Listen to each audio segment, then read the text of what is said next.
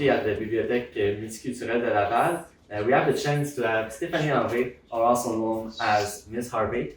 Today we're going to discuss a bit about what she's doing in her job, her current life and everything. But first, maybe if we could just talk about yourself, what you're doing, so everyone could have a bit of what you're doing, but from your home words. Yeah, absolutely. So I used to be a professional video game professional. Oh my God, I haven't described my title in English in a long time. So yeah, I used to be a professional video game player. That's it. That sounds better. Professional video game player, and won a couple of World Cups. And my alias is Miss Harvey. So you might know me as Miss Harvey on all socials and Twitch and whatnot. But recently, I've been doing more and more stuff in Quebec. I recently was on a TV show called Big Brother in Quebec, and I won it. Launched a book. It's in French. And also, I'm a chargé de cours at a university where I teach about ethic and health and wellness in esports. So if you know esports, that's kind of my specialty. I used to be a game developer at Ubisoft Montreal, but now I work for Madison Square Garden as a director in business development for their gaming division. So we have the Knicks, the Rangers, and CLG, Chronologic Gaming. So I work for CLG, love it, living the esports life, and yeah, that's about me. Well, looking at all that, I guess that's something you've always wanted to do in your life. Like working in gaming? Yeah, I guess, no, actually, well, when I was young, it's not like right now. When I was young, there wasn't a goal to become a gamer, a pro gamer. Like, you couldn't. It wasn't like a job. Like, I remember when I was a kid in high school, you had a book and it was like, here's all the jobs you can do and pick a job and then we'll tell you what you need to study in. So it's pretty much what I did. And I wanted to be an architect. So I studied in architecture, have a bachelor in architecture, and then I swapped to a master in video game design. And I've been in gaming since then. So I stopped at gaming, I would say maybe at 21. So right now we're at the NUM Festival. So tell us just a bit about what is it exactly for those who have no idea or have never heard about it. Yeah, absolutely. So we're at Festival NUM, a NUM Festival. It's in Laval. It's all the libraries who are collaborating together to make this happen. It's the 4th year of the festival. It started in real life in 2019, then the pandemic hit. They did it online for 2 years, and this year we're back to kind of hybrid format, and I'm the ambassador for it. So it's all about connecting families with technology and also making it fun and making it interactive and sometimes even learning along the way. So that's pretty much what the festival is about. There was a full week online, and now we have 2 days in real life, completely free activities where you can spend the weekend here to learn about a bunch of tech, from 3D printing to creating your own neon lights to playing with robots, animation, whatever. There's a bunch of things to do this weekend. And why did you decide to become an ambassador for this?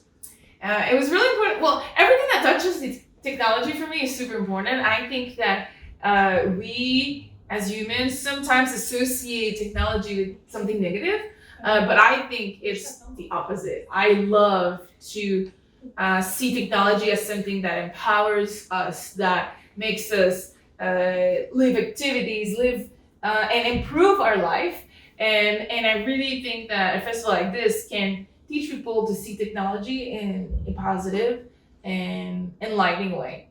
And I think that I want to help break the stereotypes that technology comes with. But also, one thing that's really cool is that libraries now are no longer just about books, right? They're connected culturally, they're part of the neighborhoods, and they're here for their communities. And they have a bunch of tech stuff at the libraries. Like, you can, at the la Bibliothèque Multiculturelle de Laval, you can come and 3D print stuff all the time. There's like a media room, like a tiny studio, and then they'll help you print stuff or code and whatnot. And it's like that in most libraries now. So kind of break the stigma that library is old and boring and we don't read books anymore. First of all, I still read books. I still buy my books, and physically, because I love having the paper to turn and whatnot. And second, it's not just about books. There's so many things to do in the library. You just talk about stereotypes. Maybe I'm wrong, but is it true that maybe in video games industry there are stereotypes, maybe a negative, thought about women in the industry because there, of course, there are more men than women. So how did you experience that, or maybe just your overall thought about it? Yeah, I think that things are starting to change slowly. Obviously, I've been in February. It's going to be 20 years. I'm in esports, so it's been a long time. So when I started, there was absolutely no women, like almost zero. So I was one of the pioneer and now one of the mentors. And I think I didn't realize that there was no women. And my goal was never to do things like others. I've always wanted to push the envelope, change things and whatnot. So I didn't realize there was sometimes ceilings that I couldn't go. I just like broke through them and continued my way. And so I kind of became someone that changed things and I keep doing it. Sometimes without realizing it, sometimes like sometimes it's on purpose that I want to do something to change things. But the point is that things are changing slowly, but they are changing. It's way better now than 20 years ago, but it's not going fast enough for my taste. I think that diversity and inclusivity and equity is something that needs to be worked on all the time. You can't just sit on like a success story and be like, hey, there's a woman in gaming, Miss Harvey. She's successful. That means it's possible. Actually, it was pretty damn hard, and we should make it easier for everyone, not just women, to work in gaming, but work in anything they want. Because I think it's a really like a big society problem. It's not just the gaming problem. Well, talking about that, is it one of the reasons, and at the same time, maybe if you can, explain what is it exactly, but that you created with 3 other women, the community Miss Click?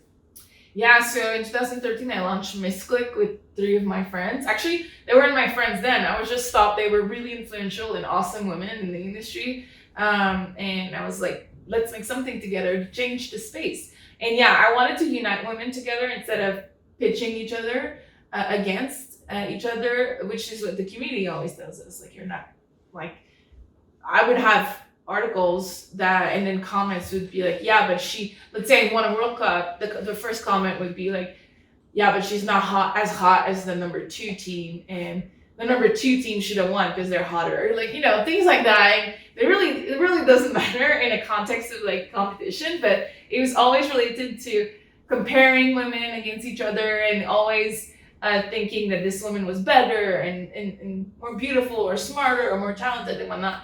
And I don't feel that it's like that for males, for men. I feel that we never compare them. We can argue that, for example, 2 billionaires have their place in the world. We don't say, but this billionaire is hotter. Like, that's not really what we do. So my goal was to make sure that I push for women to support each other, to think that even if someone has success, it doesn't take anything away from you, and that we should encourage each other and support each other and really talk to each other when we have stuff that are hard instead of kind of holding it in. And that there's no one better to understand than other women what a woman goes through. Before I'm asking some more questions, we have a kind of a challenge. Okay. So we're gonna play a little game on Switch. Okay. It's Mario Kart, so we're just gonna have some fun for a few minutes, and then we're gonna ask some more questions. Okay.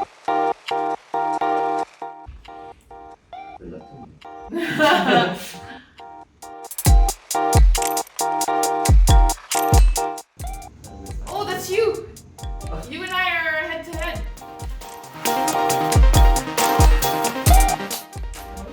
The banana peel is such a... Okay. Really? It's so silly because you put the banana peel, but then the next round you're like, slip on the banana peel because it's in the path that you're going. I'm gonna finish first! Yeah. Or someone said that, oh no, I'm not gonna be that good for the French interview. You now have. But I feel that if you play this game a bit, you're probably better than anybody else. So if you had played this before, you would have beat me. Yeah. So, well, uh, while we're talking about winning, you've won 5 in first world championship. Yeah. So I'm curious to know. Well, first, congratulations. Thanks. But I'm curious to know how is it? Just maybe the preparation, just getting into these sports and everything to go that far. What's kind of the journey that you did?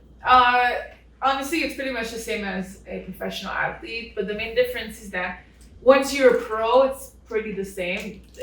But getting there, it's not. You're kind of left by yourself. You don't have a coach. You don't have much things to support you on the amateur scene, which I think is one of the biggest problem in esports. Is like to get there, it's not clear.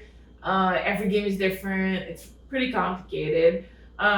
So you need to be surrounded by people that either did it before you, that support you, or now there's more and more programs in schools, like esports club, and they teach you the right way to do things and whatnot. So it's a little bit of luck, a little bit of picking the right game that you like, and hard work, like grinding and making sure that you do everything you can to be the best that you can be.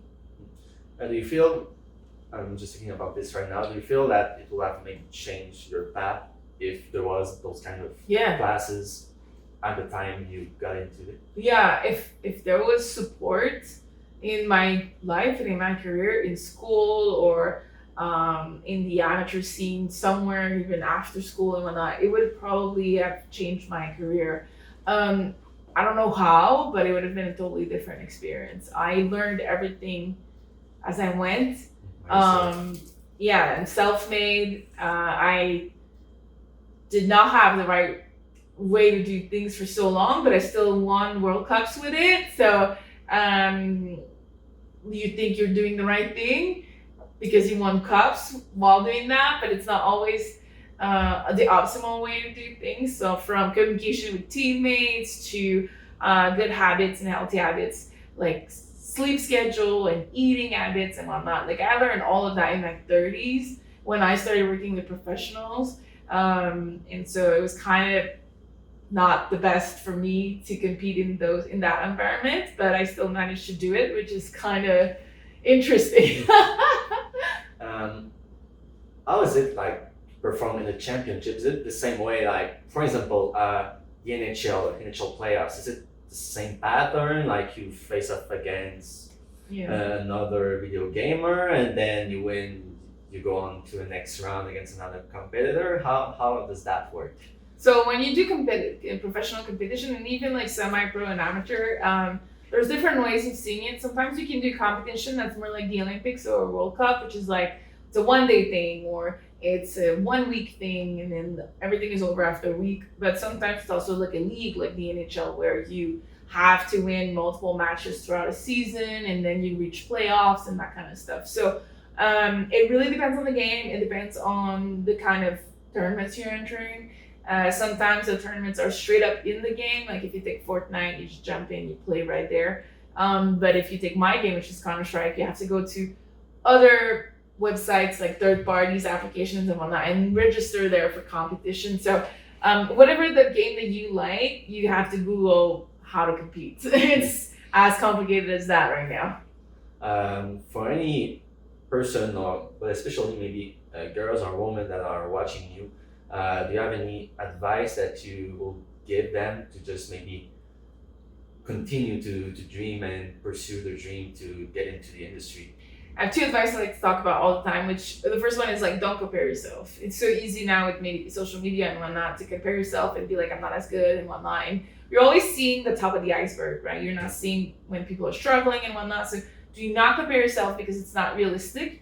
And if you stop comparing yourself and you think about your journey, your goals, and your progress, you can be happy for someone else's success, especially another woman's success, and kind of say, hey, it's not because she's having success that I'm like, it's not taking away anything from me.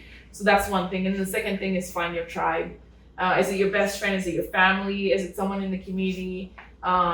Is it someone you meet online? whatever, but find people that will support you and help you when things get hard, because things will get hard. They always get hard. There's no one in life who's like, no, my life is amazing and things are never hard. I love waking up in the morning. Like, that's not really how life is. So things will get hard, but if you have a good tribe, a good support system, they can either live the things that are hard with you or lift you up when you need, depending what kind of tribe you like. Well, for me, that's all. I don't know if you have anything to add, but if not, thanks a lot for your time. Really appreciate it, and it's really really nice to hear from you, because I think that a lot of people are interested into the technology, the video game industry, but we don't have enough information sometimes about it, especially for the younger people that want to know more, but sometimes they just are gaming or learning online, but they don't have the real thought from the people into the industry. So it's nice to have you today to discuss that. It was my pleasure. Thank you.